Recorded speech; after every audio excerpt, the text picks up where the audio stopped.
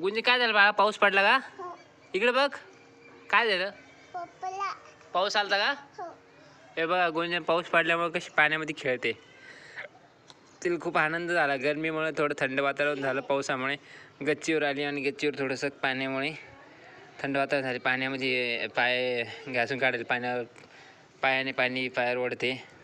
इकडे बघ बाळा. गरमी नाही होत ना आता? पडली होती का पाण्यात? गरमी होती का तुला? इकडे बघ. नाही होत ना आता गरमी पाऊस पडल्यामुळं? घरात गरमी होती का? इकडे बघ. पाण्यात उडी मारती? कशी मारती उडी दाखव. हा पडशील बाळा पाण्यात. हा घसरून पडत असतं तसं.